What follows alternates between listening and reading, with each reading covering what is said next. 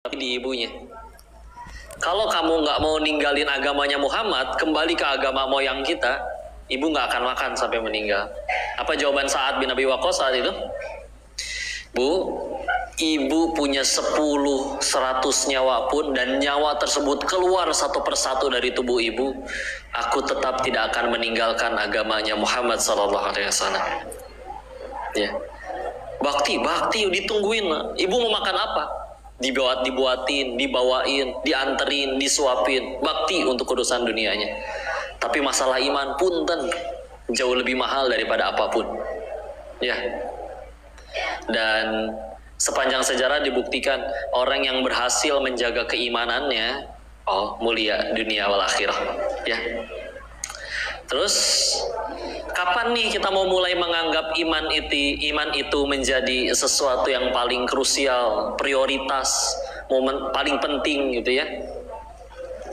Nunggu kapan lagi? Ya. Dan kalau kita pengen jujur, sejauh ini apakah kita punya keinginan, Bu? Bu? Bangun gak ini teh?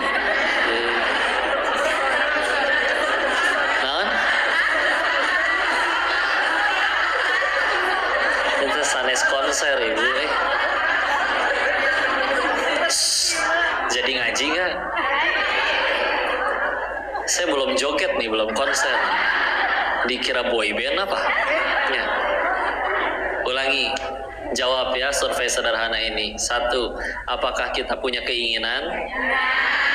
2, apa Allah punya keinginan? Punya. Allah ingin kita selamat, Allah ingin kita tentram, bahagia. 3, dari lahir sampai detik ini jawab jujur. Kita lebih banyak mengejar keinginan Allah atau keinginan diri sendiri? Terus kok masih ngambek wae? Ya. Kadang kan kita ngambek kalau kamu mah kenapa sih segala hal harus sesuai keinginan kamu? Capek tahu nggak? Akhirnya kita ngejar yang kita suka. Nah, kita udah jawab jujur tadi. Sejauh ini hidup lebih banyak ngejar yang kita suka, bukan yang Allah suka. Ya, tapi tidak kunjung bahagia juga. Pernah ngelihat yang kaya masih stres? Ya, betul. Pernah ngelihat yang punya jabatan masih mencuri dari rakyatnya? Yang istrinya udah cantik masih selingkuh? Kan, makin ngegas. Insya Allah. Tenang Bu, saya tidak membahas suaminya ibu ya. Insya Allah suaminya ibu mah soleh semua. Tapi asli ya, perlu berapa kali patah hati, sedih dan kecewa lagi baru kita sadar bahwa ternyata bahagia bukan pada apa yang kita suka, tapi pada apa yang Allah suka. Kenapa gampang menderita? Karena standar bahagia kitanya diletakkan pada yang kita suka. Contoh, saya mah baru bahagianya nanti ya kalau udah kayak dia, rumah gede, mobil banyak, gajian datang 10 juta sebulan. Percuma gaji segini. Bahagia saya mah nanti kalau rumahnya udah segede dia. Coba kalau dia ternyata baru lulus kuliah, ya Allah asal punya kerjaan ya udah alhamdulillah. Tahu-tahu kerjaan pertamanya gajinya 10 juta. Bahagia nggak? Ya, padahal setelah ekspektasinya terpenuhi juga, ya begitulah kata Nabi benar ya. Manusia itu kalau udah punya gunung emas sebesar satu gunung, dia pengen gunung emas yang kedua. Siapa dulu yang waktu kecil udah bahagia nerima duit? Saya megang uang 100.000 sehari udah bahagia. Sekarang ibu dikasih 100.000, mungkin masa cuman segini Pak? Ya. Tenang ya, yang penting semuanya jadi amal soleh. Soft test. Ibu di WA sama suaminya. Istri.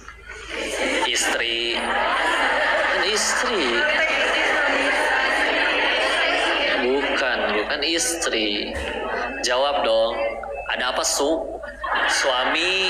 Kan suami. Bukan yang macam-macam ya. Begini uang belanja saya naikkan ya 20 juta. 20 jutanya tapi per pekan. Masya Allah, mudah ya Pak nyenengin ibu-ibu ya, dikasih khayalan juga udah bahagia kan. Masya Allah, makanya suka drama ya. Bu, uang belanja 20 juta per pekan, nikmat bukan? Hah? Ya, kurang tepat. Yang benar adalah ujian. Ulangi.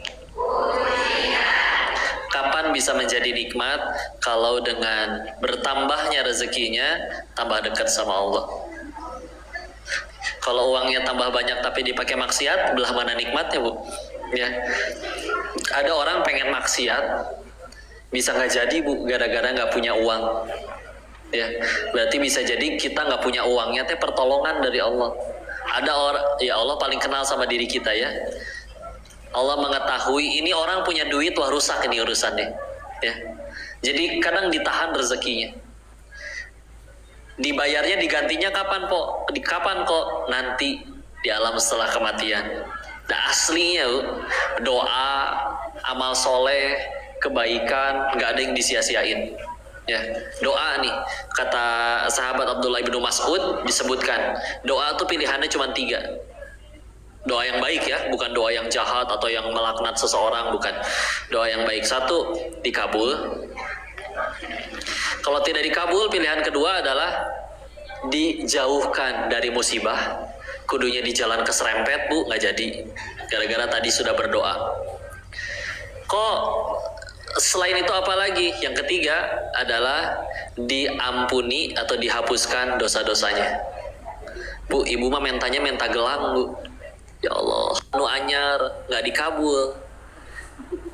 Terus masuk kamar mandi, agak kepleset, kelingkingnya kena bak, sakit ya. Musibah dapet, ini dapet, doa belum dikabul. Ya udah, berarti pilihannya yang ketiga, dihapuskan dosa-dosanya. Ya, jadi nggak ada yang rugi. Tapi kenapa kita masih gampang menderita? Tadi soalnya standar bahagia tuh kalau saya doanya dikabul, ya. Padahal kata siapa doa dikabul tuh jadi kebaikan. Kayak anak-anak we lah, ya. Anak-anak doyannya makan apa? Permen. Terus dia makan permen terus sampai giginya sakit. Udah giginya sakit masih minta permen ke ibu, dikasih nggak Bu? Enggak. Tetangga ngelihat, ibu kok anaknya minta permen aja nggak dikasih, tuh anaknya ngadat ya. Aku mau minggat dari PAUD misalkan ya, kan masih kecil ya. Aku mau minggat dari PAUD, ibu mah pelit, beli gelang emas we bisa ya. Beli permen nggak dikasih. Tetangga tanya, ibu kenapa nggak dibeliin anaknya permen? Ibu benci ya sama anaknya. Ibu tidak ngebeliin karena benci atau karena sayang? Jadi kalau ada doa kita yang belum dikabul sama Allah, bisa jadi itu tanda sayang. Soalnya kata siapa yang kita pengen itu jadi kebaikan buat kita. Contoh ya. Kemarin teh saya pindahan rumah atas izin Allah. Jalanan di depannya masih rusak Bu. Jadi tanah becek, paling dipakein puing-puing batu-batu gitu biar nggak terlalu ini ya.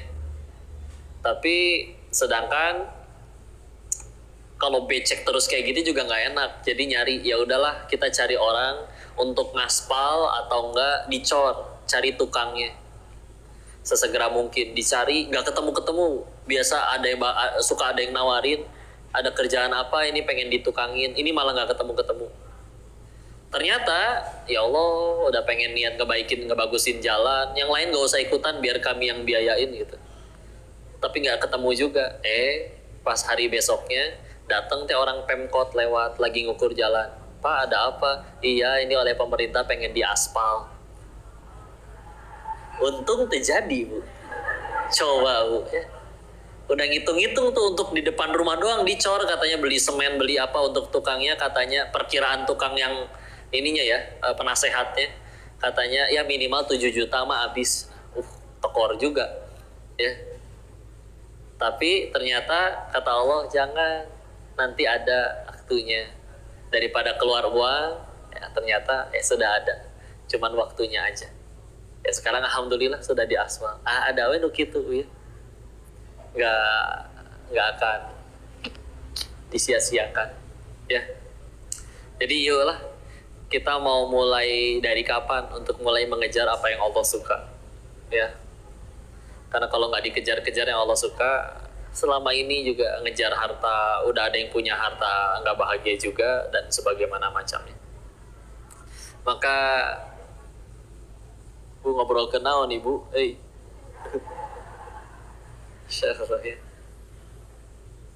Alhamdulillah. Maka bismillah. Mari kita pupuk iman tersebut jadi tambah kuat. Karena bismillah kalau iman yang sudah jadi prioritas, kekuatan, itu bisa mendorong kita untuk segala macam, ya. Waktu kita lagi puasa, terus kita wudhu pengen sholat, demi Allah tidak akan ada yang tahu kalau air wudhunya kita telan 1 teguk 2 teguk. Tapi kenapa ada orang yang bahkan tidak berani melakukan itu? Iman, weh. Ya. Di luar nanti Ibu lihat sendal ada banyak, ya.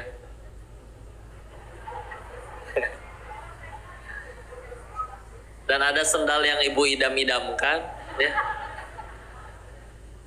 Apa yang menghalangi Ibu untuk tidak mengambil sendal tersebut? Iman, ya. Iman, Insya Allah.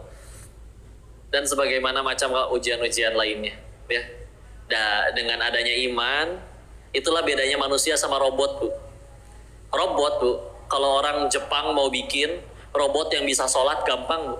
Nanti setiap jam berapa disetting, nanti dia ke air, nanti dia berdiri, ngangkat tangannya, takbiratul ihram, nanti dia ruku, nanti dia sujud, bisa disetting. Tapi tetap aja ada robot, ya. Tapi kalau misalnya manusia, bedanya dengan robot tadi, ada iman yang ngedorong untuk ngelakuin lebih. Karena robot dinyalain tombolnya ngelakuin, nggak dinyalain, nggak ngelakuin. Kadang yang hilang, cara kita mendidik generasi yang ngedidiknya kayak robot, sehingga anaknya ketika nggak ada orang tuanya, nggak ada yang mencet tombol on, dia hidup di luar sana ngekos sendirian, ya udah lepas, ya.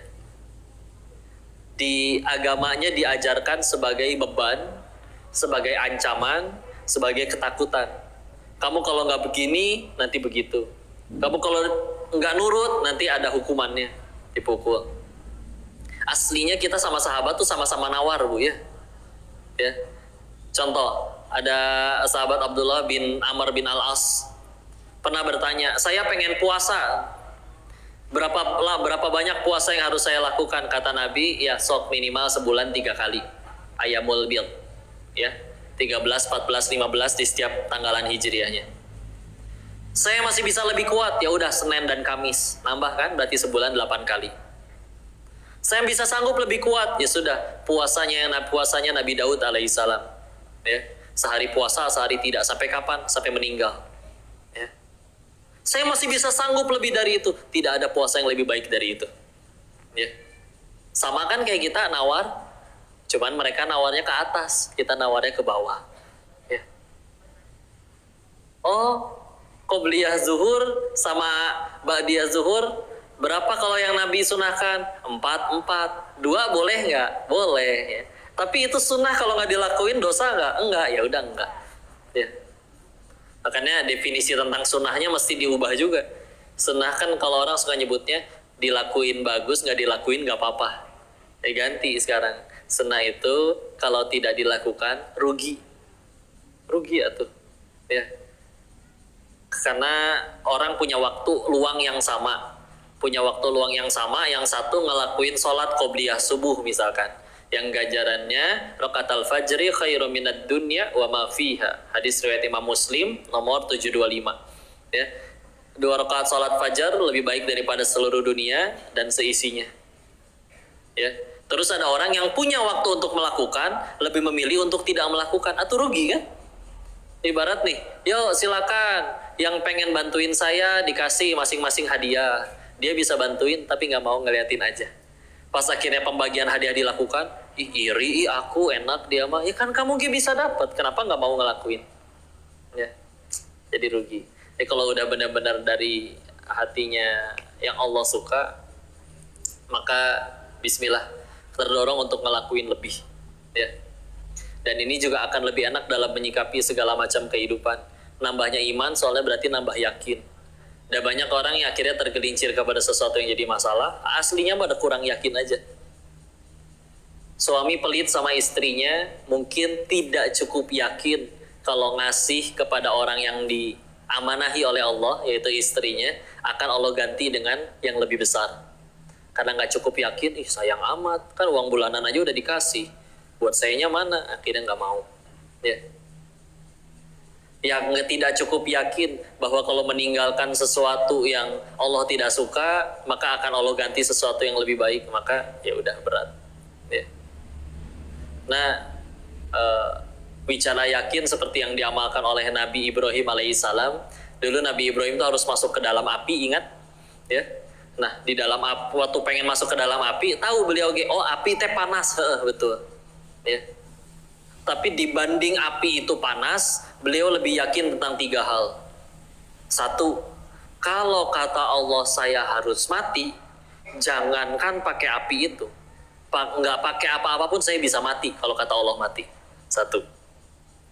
2, kalau kata Allah saya tidak akan mati, mau api, mau meteor jatuh, mau gempa bumi, mau gunung meletus, kata Allah saya tidak mati, tidak mati. 3, kalau saya tetap melakukan ini untuk Allah dan tetap mati, pasti Allah ganti dengan sesuatu yang lebih baik. Beliau lebih yakin tentang 3 hal itu daripada yakin api itu panas.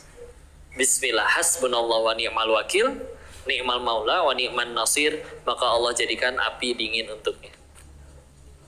Ya, asing yakin. Apa sih yang buat kita nggak yakin? Coba misalkan apa? Ya, rezeki. Ini weh ya. Jarak saya ke air di sini 1, 2, 3 jengkal. Sekarang hitung jarak air ini dari gunungnya di mata air di gunung sampai ke sini. Jauhan mana, Bu? Jauhan mata air. Nyampe ke sini. Bisa saya minum gratis. Gratis kan? Gratis ya? Kirain bayar. Ya. Insya Allah. Teh, ya. Entah daunnya dari mana, ada cacingnya naik ke atas, pucuk gitu ya, naik ke atas. Pas mau dipetik, kata Allah bukan rezekinya si cacing, dipetik tuh sama petaninya, harus nyampe ke gelas ini. Ya, digerakkan. Gulanya entah dari tebu dari mana, keramiknya dari tanah liat belah mana, nyampe, ada di sini. Ya. Bab rezeki itu sesuatu yang sudah Allah tentukan dari waktu kita belum lahir.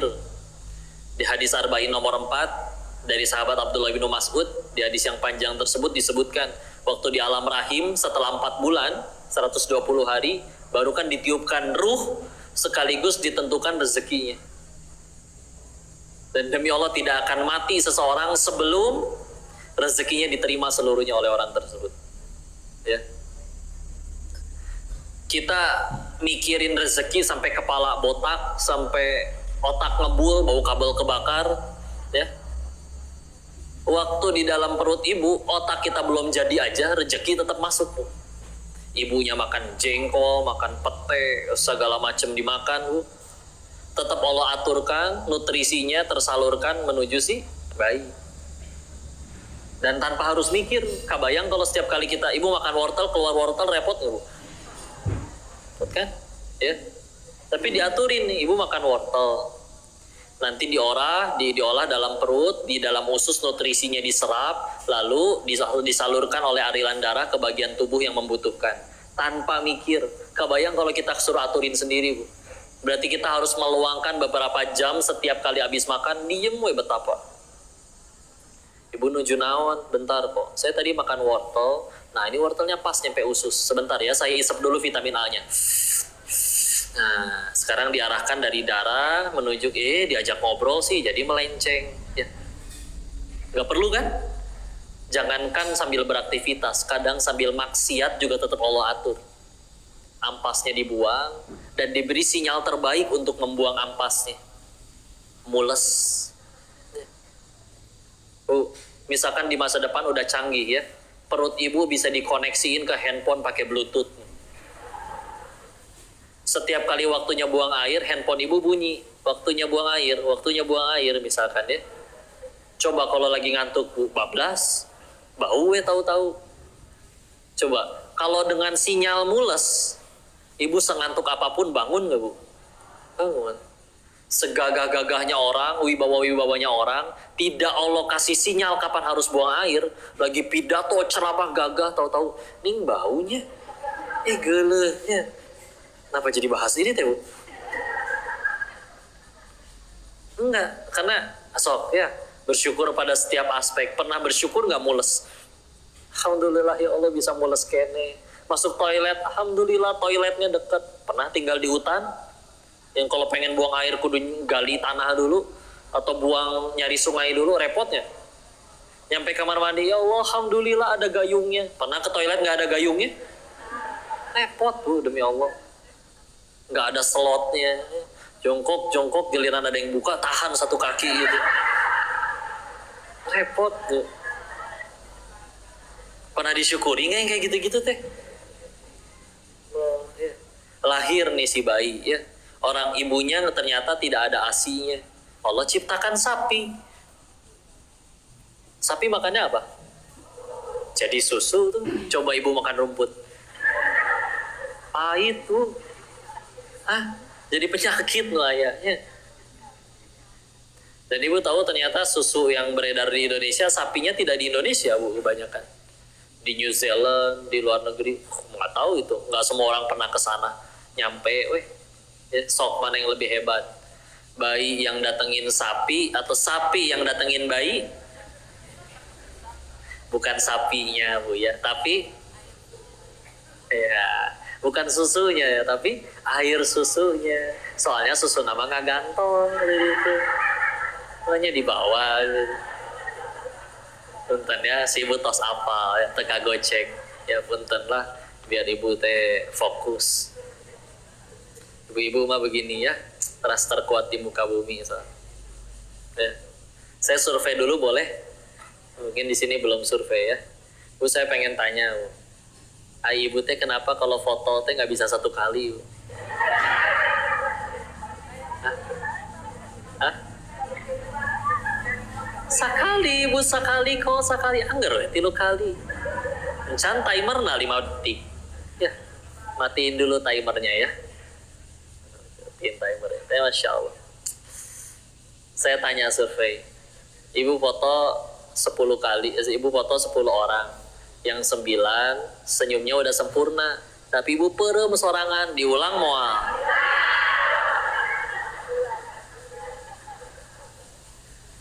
Foto yang kedua, yang 9 perem, tapi ibu senyumnya sempurna, itu kan yang diupdate di status.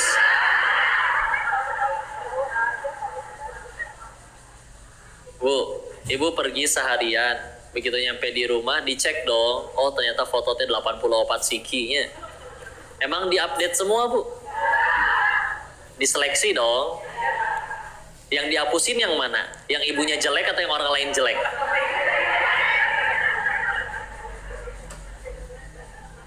Insya Allah. Capek ya. Udahlah terima ya. Karena kalau tidak terima, capek sekali hidup nggak terima takdir Allah itu. Terimalah usia bertambah, makan tambah banyak. Ya sulit ingin tetap langsing gitu. Tiap kali foto tahan nafas kan nggak enak. Berhasil kelihatan langsing, tapi wajahnya membiru, kurang oksigen. Ibu ini make upnya aneh ya, warna biru gitu. Insya Allah, apalah ya bu ya. Bu, jangan takut jadi tua ya. Kenapa? Kenapa jangan takut? Udah jadi ya, nggak bisa diulang. Tidak perlu sibuk menjelaskan isi kok mah nggak tahu. Waktu ibu muda pakai seragam SMA lucu tahu. Iya lucu. Ibu pengen lebih lucu sekarang, ibu pakai lagi seragam SMA-nya sekarang. Maaf bu ya, yang penting tambah ingat sama Allah lah. Asli, tidak akan ada yang Allah sia-siakan. Iya pahit, contoh diselingkuhi, iya pahit. Tapi walaupun perih menderita, tapi punten kalau gara-gara diselingkuhinya itu tambah dekat sama Allah, punten bisa jadi dia lebih terjamin surganya daripada yang suaminya tidak selingkuh. Beneran? Meskipun yang suaminya nggak selingkuh, nggak usah disuruh selingkuh juga. Bapak selingkuh dong, jangan ya. Dan kenapa yang lain kok nggak diuji seperti saya? Oh beda-beda, Allah udah ukur. La yukallifullahu nafsan illa usaha. Allah lah yang paling melakukan berbagai macam cara agar gimana caranya kita bisa nyampe ke surganya Allah. Nih begini ya, semua pengen ke surga. Kalau misal Allah tanya kayak gini, semua keinginan ibu nih, pengen rumah, pengen menantu, pengen apapun lah ya, pengen semua yang dituliskan pun boleh. Tapi Allahnya berkata kayak gini, semua yang ibu inginkan akan dikabul kecuali satu, tidak ada tempat untuk kita di surganya Allah. Mau? Nah, dibalik sekarang yang kedua, semua yang diinginkan tidak akan dikabul, dijamin hidup nelangsa. Allah cuma janji satu doang, akan diberikan tempat terbaik di surganya Allah. Mau? Berarti kan aslinya yang paling kita pengen adalah surganya Allah ya. Itu mah iman yang jawab ya. Meskipun tadi ketika ditanya siap ke surganya sekarang, belum ya, tapi aslinya pengen surga kan. Maka kabar baiknya kita itu sedang diurus oleh Allah. Ia yang maha tahu, Ia yang paling tahu gimana caranya kita tambah dekat ke surganya Allah. Ada orang yang Allah tetapkan ini orang bakal tambah dekat ke surganya kalau dia diuji dengan hartanya, ini diuji dengan menanti keturunan, ini diuji dengan anak-anaknya gimana, ini diuji dengan suaminya seperti apa ya. Kenapa beda-beda? Allah paling kenal soalnya. Ini kudu orang kudu diuji kayak gimana. Kenapa ujiannya terserah Allah? Karena kalau mau jujur kita nggak kenal sama diri sendiri. Sok ibu yang tahu ada berapa jumlah giginya, angkat tangan. Oh nggak ada yang pernah ngitung ya. Saya juga nggak tahu, nggak pernah ngitungin. Apalagi jumlah rambut, panjang usus, 5 tahun lagi nasibnya gimana, 10 tahun lagi nggak tahu. Meninggalnya kapan nggak tahu. Terus kita yang tidak tahu, lalu ketika yang maha tahu menetapkan ketentuannya pada kita yang tidak tahu, terus kita so tahu. Atuh repot sekali ya. Ya Allah, yang terbaik untukku tuh ini, yang terbaik untukku tuh itu. Gimana sih kayak misalkan profesor diajarin sama anak PAUD, Pak Prof, cara bikin rumus fisika tuh begini. Tahu nade, ditanya fisika aja apa juga kamu nggak tahu ya. Ketika yang kita tidak tahu lalu yang maha tahu menetapkan ketentuannya pada kita yang tidak tahu, oh itu repot ya. Pelajaran dari surat Al-Kahfi ya. Ini hari apa? Senin ya. Nanti kalau hari Kamis malam Jumat atau hari Jumatnya baca surat Al-Kahfi. Ingat di dalamnya ada kisah Nabi Musa ketemu dengan gurunya Nabi Khidir di ayat 60 sampai 82 ya. Di situ Nabi Khidir diprotes tentang 3 hal oleh Nabi Musa.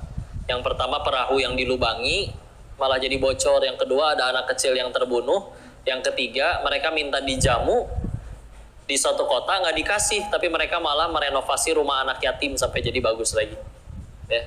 Padahal tetangganya aja nggak peduli sama anak yatimnya tersebut. Saya pengen fokusnya ke yang nomor 2. Ditanyakan oleh Nabi Musa, kenapa engkau membunuh anak kecil tanpa dosa ini? Di akhir perjalanan baru dikasih tahu, Allah, ini kehendak Tuhanmu. Allah mengetahui anak ini akan murtad dan akan mengajak sekeluarganya murtad nanti. Maka kita lihat skenario pertama. Oke, si anak ternyata meninggal dalam keadaan masih kecil, belum akil balik, belum punya dosa. Si anak ke surga nggak, Bu? Karena belum punya dosa. 1. 2. Misalkan dari waktu si anak wafat sampai si ibu wafat, misalkan ibunya lebih panjang umurnya 40 tahun. Dan selama 40 tahun tidak ada satu malam pun di mana ibu tidak menangisi kepergian anaknya. Tapi meninggal dalam keadaan beriman, beramal soleh, masih bertauhid kepada Allah. Ujung-ujungnya kembali ke surganya Allah nggak? Surga. Ketemu nggak sama anaknya kalau nyampe surga? Ya. Bandingkan skenario kedua. Anggaplah si anak tumbuh besar, sukses, mungkin jadi tokoh, orang kaya, konglomerat, punya jabatan, dan seumur hidup nggak pernah cekcok dengan orang tuanya. Tapi satu, sekeluarga murtad. Ke surga nggak? Enggak. Jadi lihat ya, saking Allah pengennya hamba ini sekeluarga ke surga, Allah lebih ridho menyuruh salah seorang nabinya membunuh anak kecil tanpa dosa. Yang penting mereka ke surganya Allah. Kadang cara Allah mah gitu ya. Cara Allah ngejaga kita tuh nggak melulu dengan sesuatu yang kita suka. Ibu sakit minum obatnya. Obat sama makanan atau sama permen rasanya enakan mana? Permen. Obat mah pahit tuh. Tapi karena kita tahu itu pahit tapi bisa menyembuhkan, bela-belain kita makan tuh yang pahit. Ya. Nah, sama kenyataan kadang pahit kayak gimana, tapi punten bisa jadi itu yang jadi penyelamat kita. Ya. Kenapa kita yang masih menderita tadi? Ya Allah, standar bahagianya. Kalau doaku kekabul, ya Allah, aku kan udah belajar, aku pengen masuk ke universitas yang itu. Kenapa teman saya yang nggak belajar malah kepilih, saya yang belajar nggak kepilih? Ya. Karena standar bahagianya adalah masuk kampus yang itu, maka ya udah ada nikmat yang lain juga ketutupan. Ya. Udah sok berubah, kejar yang Allah suka aja. Oh ini enak Bu ya, ini bisa jadi skincare terbaik. Ibu skincarean gak ibu? Hah? Ibu skincarean gak? Ada yang skincarean? Ritual sebelum tidur ya gak? Beres cuci muka dulu ya kan? Terus apa? Toner ya. Ada gitu? Serum, apa? Habis serum, krim malam, ya. Ada gitu apa lagi? Taburin wijen, kan ya. Jadi kue ya. Banding misalkan ya, ada orang dia tinggi, cantik, putih, langsing, juga bihun belahnya, ya kan gitu ya. Tapi hatinya dengki, kotor, selalu zolim, fitnah, gibah, julid, nyakitin, ya. Nyaman gak deket-deket dengan yang kayak gitu? Ya. Mendung, ngambek, ngaco Allah ya. Udah tahu jemuran saya belum kering, masa mendung? Udah tahu Bandung teh kalau hujan, macetna, lampu merah nasa abad. Ayah Bu lampu merah 1 abad tuh. Hiperbola. Macet, ngeluh. Parah Bandung teh. Di luar negeri nggak ada nih macet-macet kayak gini. Padahal keluar negeri juga belum pernah. Yang penting ngambek dulu. Ya. 2, bangun tidur, ngambek. Pak, ada sarapan apa? Pak, ada nasi kuning. Nasi kuning yang di depan. Ih, geleknya. Kuning lagi pucet. Ya. Pelan-pelan tapi dicemilin abis. Nyebelin, ya. Bilangnya nggak mau. Ya. Bangun tidur ngeluh, badan teh remuk, bohong. Coba badannya remuk betulan, bisa bangun? Di tempat kerja ngambek. Kalian tuh bisa diem nggak sih? Kepala saya tuh pecah, tau nggak? Bohong. Coba kepalanya pecah betulan. Kasihan OB getih di mana-mana ya. Kudu dipel. Sering dengar yang kayak gitu? Negatif yang diomong, sering dengar? Terdengar jelas suaranya? Karena bisa jadi suara kita sendiri. Naon ge diambekin atulah. Emang diambekin selesai urusan? Udah tenang. Kalau ngejar yang Allah suka aman. Udah berbuat baik, dijahatin orang, gak rugi. Kenapa kamu tidak marah? Kan kamu udah nolongin orang, tapi malah dijahatin sama orang yang kamu tolong. Kan dia yang zolim. Masa dia yang zolim, saya yang dihukum sama Allah? Nggak rugi ya. Tapi kan kamu jadi korbannya. Saya mah bakal mati, tapi cita-cita ke surga. Nabi Adam aja diusir dari surga karena 1 dosa. Saya pengen ke surga. Emang dosanya cuma 1? Enggak. Tapi sholat lupa rakaat wae, istighfar jarang, sedekah apalagi. Berarti saya bisa ke surga pakai cara apa? Dosa banyak, butuh penggugur dosa kan? Tahu-tahu dia ngejahatin saya. Lumayan gugur dosa. Makanya saya pengen ngasih kue bolu nih ke si A itu, karena udah fitnah saya. Ya Allah. Tapi kan kamu dicari-cari aibnya. Masya Allah. Coba lihat, dia sampai begadang, kurang tidur, kurang makan, buat nyari foto-foto saya yang lama.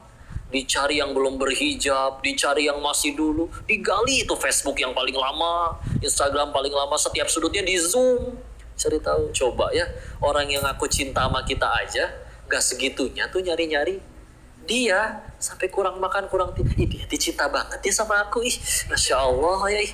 Saya jadi pengen ngasih kue bolu lagi. Tapi kan kamu jadi diumbar aibnya. Manusia itu tambah baik kalau dikasih tahu kekurangannya. Nyamuk aja mati karena tepuk tangan. Masa saya pengen ditepuk tanganin terus? Tenang aja. Tapi kan kamu jadi dihina. Atau hinaan orang lebih sedikit daripada kehinaan saya yang asli. Emang orang ngomong apa sih? Si Dennis banyak omong. Cuman dibuka satu banyak omong. Dia nggak tahu saya banyak utang, banyak cicilan. Misal ya. Udahlah. Dikatain apa? Monyong kamu. Emang mulut saya langsung mancung. Gini-gini aja. Yang nyebut monyong yang harus mancungin bibir. Coba Bu, sebut kata monyong tanpa majuin bibir. Hese. Ya. Gak ada yang berubah, tenang aja. Ya. Tapi kamu udah berbuat baik, dia malah jahat. Kan berbuat baiknya bukan dia suka. Ya Allah suka, weh. Apa artinya satu dunia cinta tapi Allah benci? Asa ruginya. Tapi kelakuannya pika sebelen kok. Alhamdulillah, meninggal nggak ditanya kelakuan orang, ditanya kelakuan masing-masing.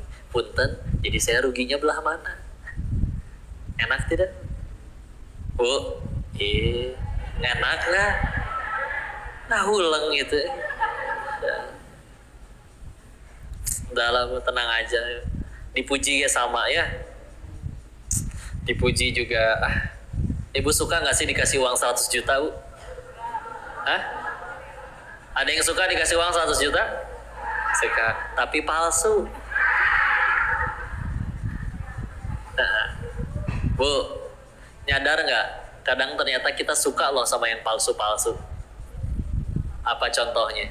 Ketemu teman, terus dia berkata, Ibu, kok setiap hari bertambah muda ya? Apa Ibu pikir ucapan itu asli? Tolong jelaskan secara medis, belah mana masuk akalnya manusia tambah muda setiap harinya. Tapi kita mah seneng, Bu. Nyampe toiletnya ngaca.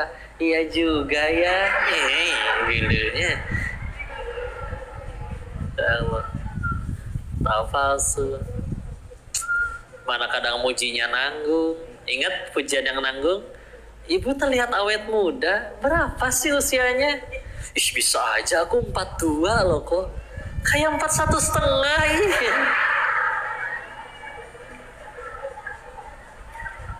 Lumayan gak setengah tahun? Lumayan ya. Saya mah pernah dipuji orang kayak gini, Bu. Kok habis cukur kumisnya, ketuker R sama S-nya. Tetap ngerti ya, cukus kumir. Iya, habis cukur kumis. Wah, terlihat 4 menit lebih muda. Ya Allah, ini 4 menit pisan. Ini ajib. Terkedah muji lah, gitu ya. Insya Allah. Hati-hatilah, kadang ada udang di balik bakwan ya. Setelah memuji itu ada bisikan maut ya. Hafal bisikan mautnya?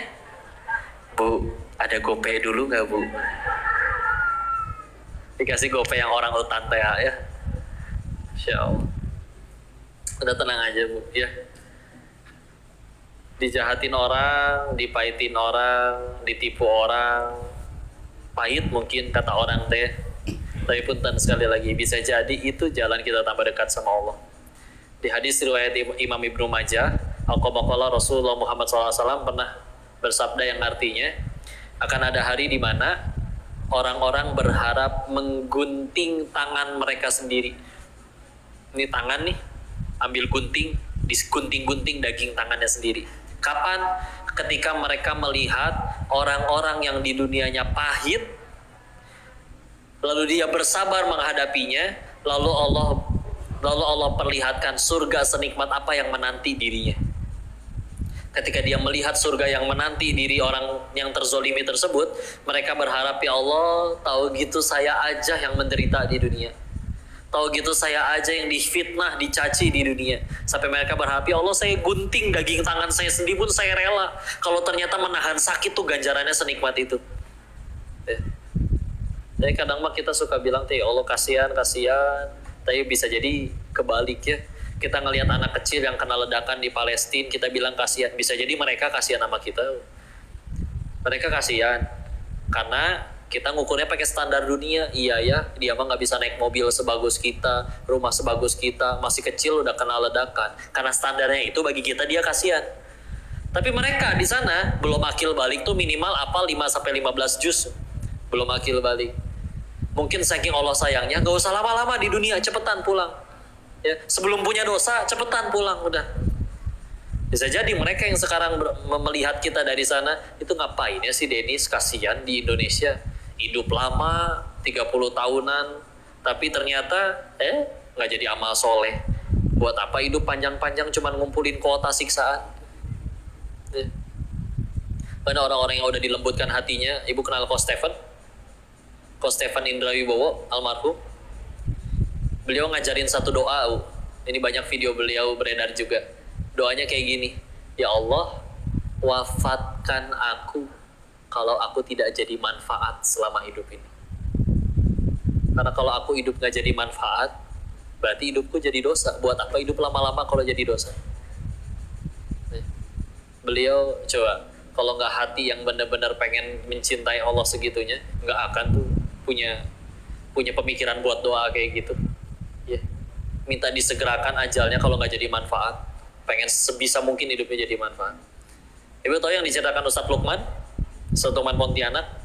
Kan kuburan itu standarnya biasanya 180 ya. Lalu dipotong 5 cm buat ininya, sama bawahnya 5 cm. Jadi sisa tinggal 170. Ibu tahu tinggi badannya Ko Stephen berapa? 190 lebih. Muat tanpa dilipat. Masuk akal nggak? Masuk akal, Insya Allah. Yang benar-benar disebutkan kuburannya dilapangkan tuh. Sedangkan kemarin ini juga sempat lihat ya, namanya sekarang kita sumber informasi kadang dari medsos ya, dari TikTok, yang katanya mohon maaf pernah mencuri uang negara. Waktu pemakamannya hujan, petir, geluduk sampai tendanya gitu terbang, tanahnya kesiram air segitu ya, kekubur sama air. Jadi ya porak-poranda ya. Dan sakitnya baru dunia ya. Ibu suka nonton acara ini nggak? 86 ya, yang polisi ngegerebek apa gitu ya. Ini renungannya apa Bu? Densu mah Denny Sumargo. Densu sebenarnya. Iya. Di surat 64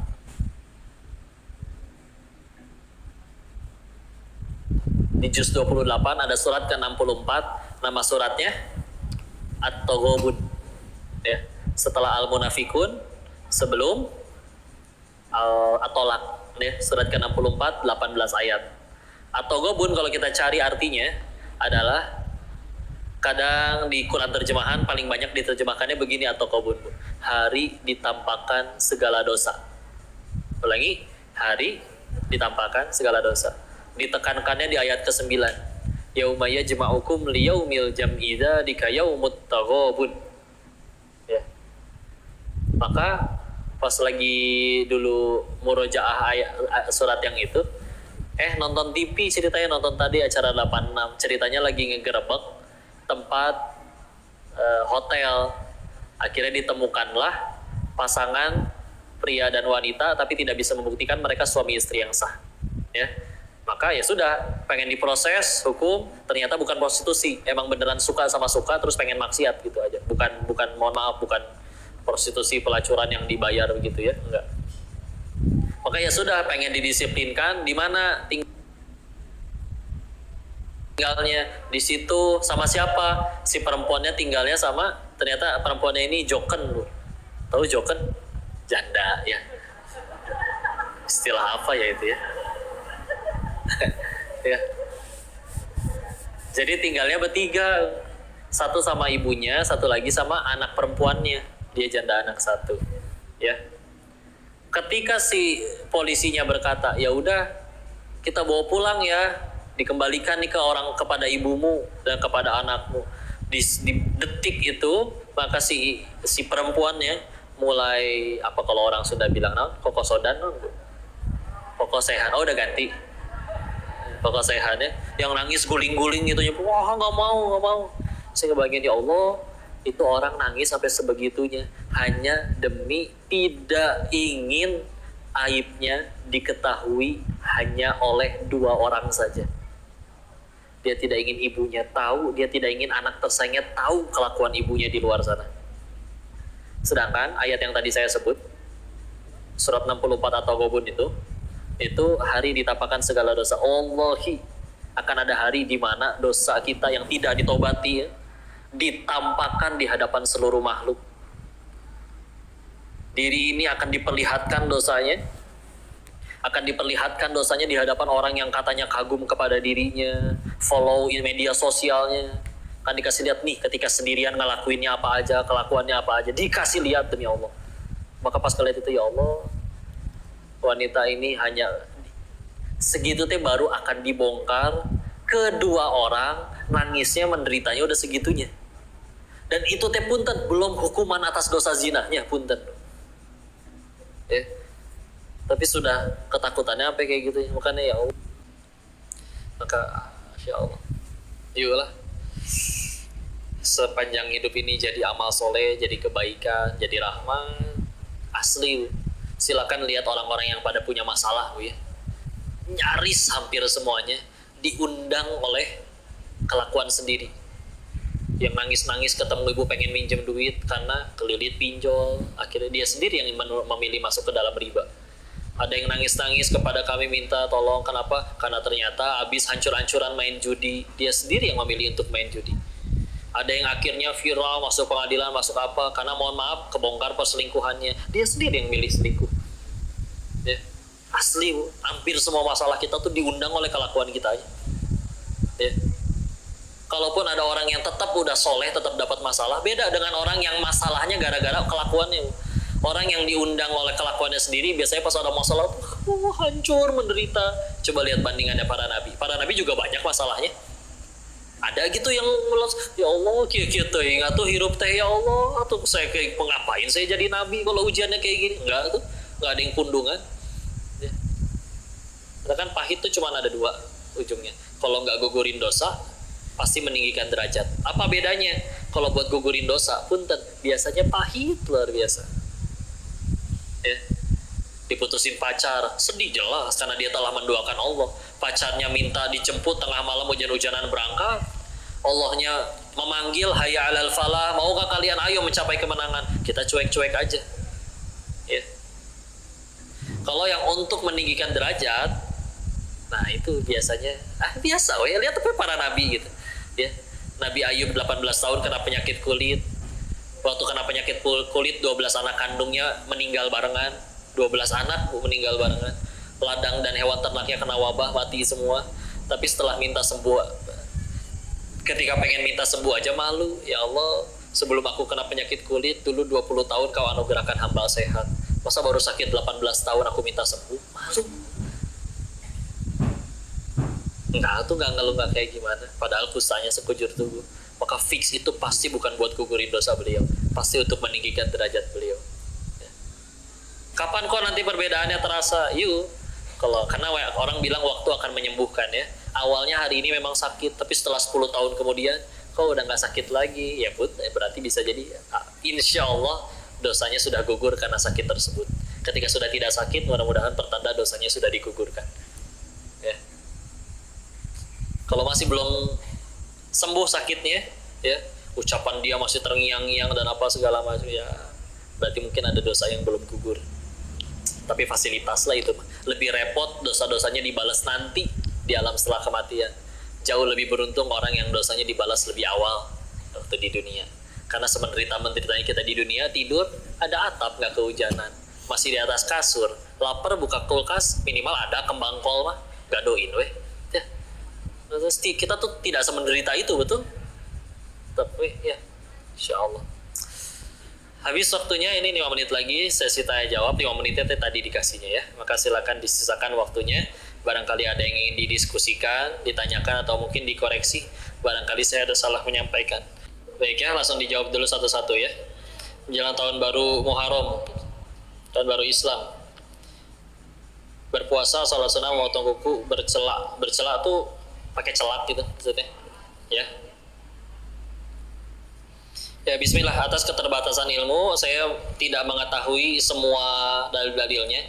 Cuman nanti memang ada yang disebutkannya seperti misalkan puasa Asyura pada tanggal 10 Muharram. Kalau itu pernah baca hadisnya, sahih.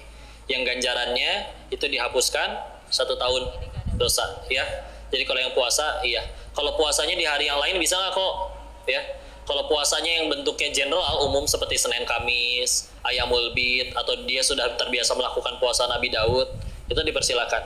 Memang para ulama kita menyebutkan puasa atau ibadah yang pada waktu tertentu dengan cara tertentu, kalau pengen waktunya secara spesifik seperti itu memang perlu dalil.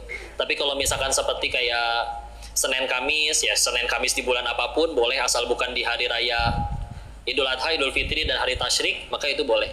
Ya, itu kalau bicara tentang puasa. Sholat sunnah, kalau sholat sunnahnya memang kapan aja boleh, ya tahajud tiap malam diperbanyak, ya itu mah tentu jadi kebaikan. Tapi mungkin jangan dikhususkan, pengen sholat sunnah Muharram misalkan ya, yang istilahnya memang tidak ada seperti itu ya. Nah kalau misalkan sholat sunnahnya sunnah yang sudah ada, dan bisa untuk dilakukan kapan saja, kayak tahajud tiap malam, sholat duha setiap jam 8 pagi gitu ya, atau jam 9 pagi, jam 10 pagi, ya itu dipersilakan karena dalilnya memang umum ya. Kayak misalkan kalau masuk masjid jangan dulu duduk sebelum sholat sunnah 2 rakaat, dalilnya sholat sunnah Bu. Makanya kalau pengen sholatnya qobliyah zuhur misalkan, ya sudah Bu, itu bisa juga untuk dilakukan. Tapi kalau misalkan harus qobliyahnya udah di rumah misalkan, nyampe ke masjid, atau nggak dia datang ke masjidnya jam 2, zuhur udah, ba'diyah zuhur udah, tapi lagi masuk masjid nih, pengen menghormati masjid, sholat apa ya, tahiyatul masjid, ya itu silakan ya. Jadi yang kita nyari aman-amannya aja ya.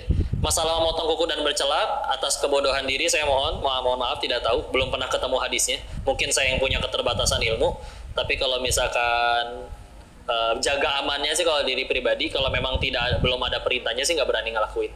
Karena ada kaidah dari guru kami disebutkan kayak begini, ibadah itu seluruhnya haram kecuali ada perintahnya ya.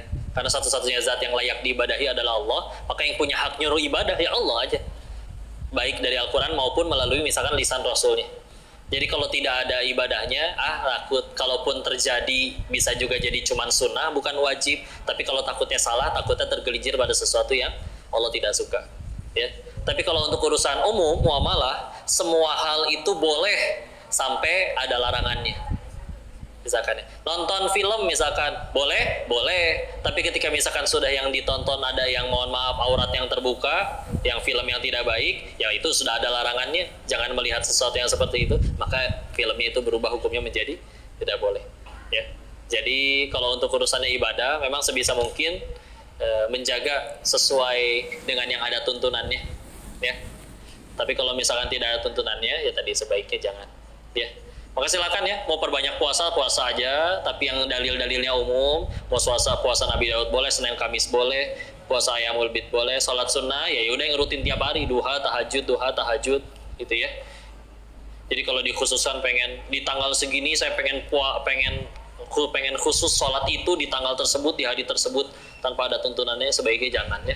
Tapi kalau bentuknya umum maka tafadhol, silakan. Wallahu a'lam bishawab, mudah-mudahan bisa menjawab pertanyaan.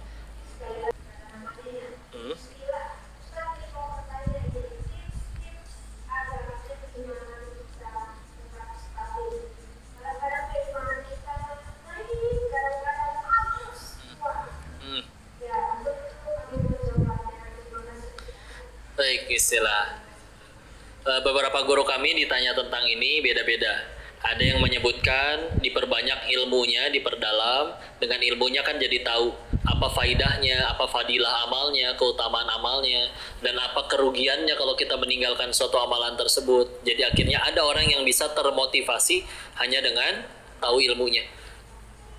Tapi kalau diri sendiri, yang lebih efektif justru, ini pribadi ya, kalau saya ingat dosa sendiri ya. Seperti misalkan contoh, ketika diri ini lagi futur, terus ngelihat orang di sekitar, dia cuma 5 waktu misalkan, itu pun zuhurnya setengah tilu, asarnya setengah genep Bu ya, tapi seumur hidup gak pernah duha, gak pernah tahajud ya. Tapi kalau ditanya dia bisa masuk surga nggak? Insya Allah bisa, karena saya tahu dia nggak punya dosa sebanyak saya. Dia nggak pernah jadi bandar judi, dia nggak pernah ngelakuin kemaksiatan yang saya lakuin di Thailand misalkan ya. Maka diri ini yang cita-citanya sama-sama pengen ke surga, tapi dosa dia tidak sebanyak saya, terus saya yang punya dosa lebih banyak, nggak pengen ngapalin lebih banyak, belajar lebih banyak, ibadah lebih banyak, maka pakai bekal apa saya ke surga? Ngerasa nggak tahu diri aja di hadapan Allah. Diri yang layak Allah matikan di sana, malah diizinkan pulang, bisa ngaji, ketemu ibu-ibu semua, orang-orang baik yang soleha, bapak-bapak yang solih, Masya Allah. Terus diri ini tidak mau melakukan lebih banyak, ya ngerasa nggak tahu diri aja di hadapan Allah. Jadi setiap kali futur, ya Allah, pengen ke surga pakai cara apa? Mereka kan nggak punya dosa sebanyak saya. 5 waktu doang, insya Allah masih bisa ke surga. Saya kalau cuman yang standar-standar, pasti kurang. Udah ngelakuin lebih pun belum tentu keterima. Berani jawab gitu, dari lahir sampai sekarang sholat kita yang mana yang diterima oleh Allah?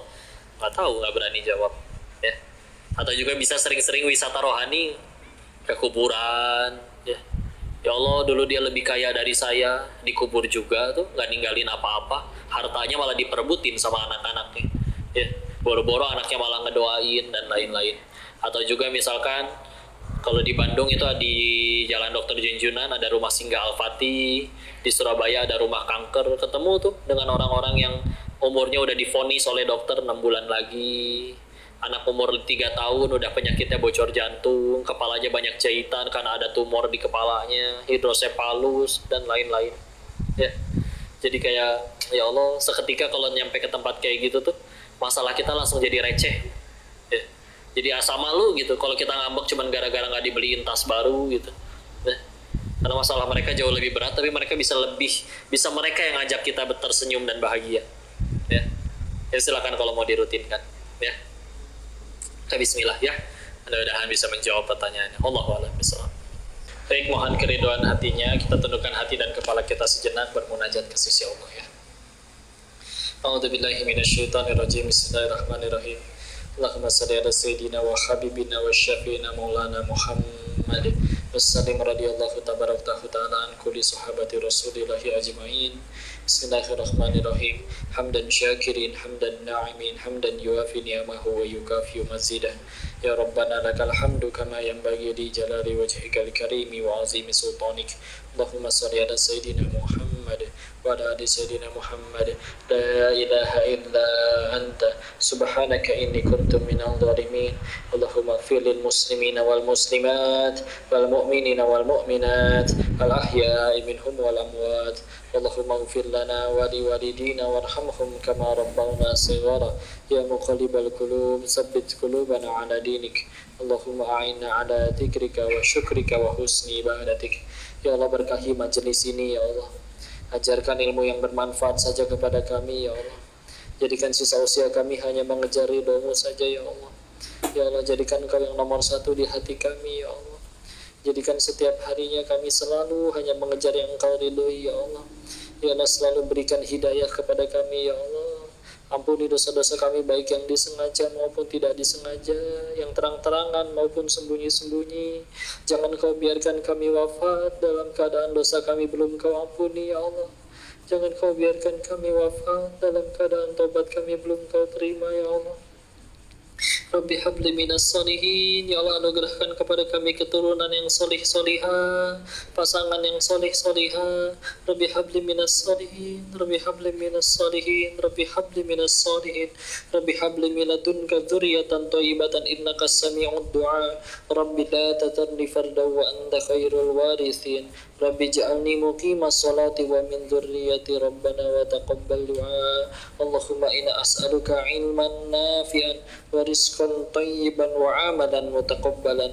Allahumma inna as'aluka ridhaka wal jannah wa na'udzubika min sakhatika wan nar. Allahumma inna as'aluka husnul khatimah wa na'udzubika min su'il khatimah.